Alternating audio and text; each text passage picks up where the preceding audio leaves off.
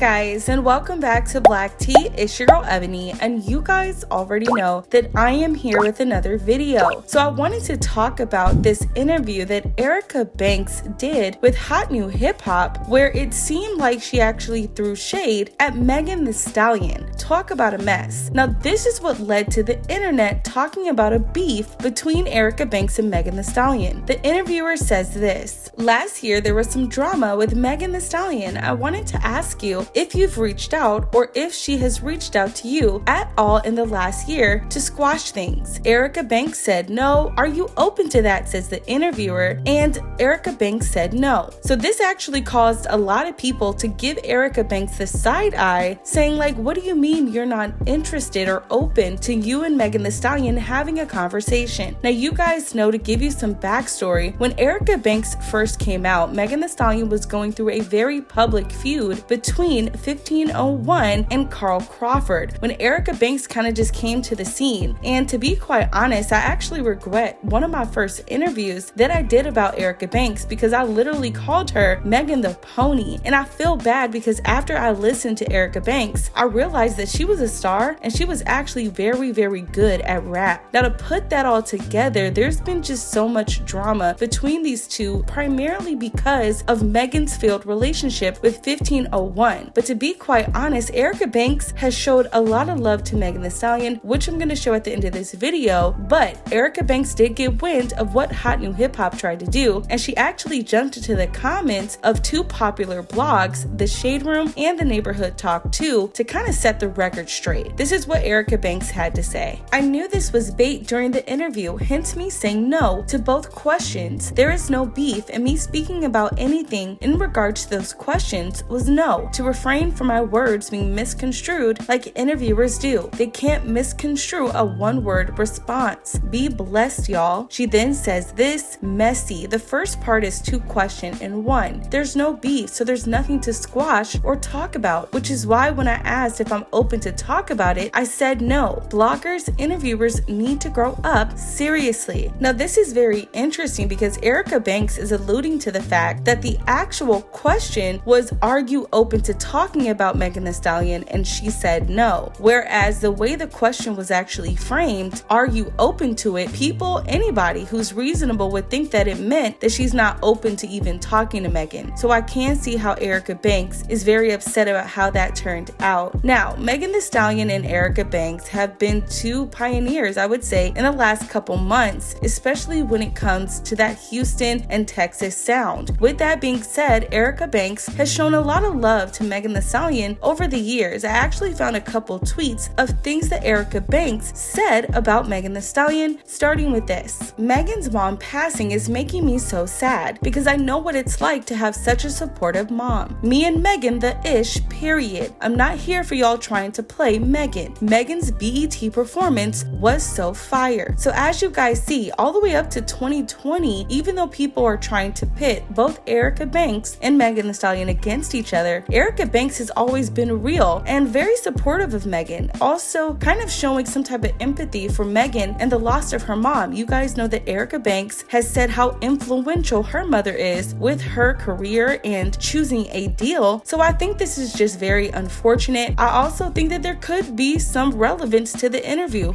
For example, in Erica Banks' recently released Flow Queen, she actually threw a little shot where she said, I'm good on a crybaby. I'm good on a crybaby. Fucking on him, he ain't my baby.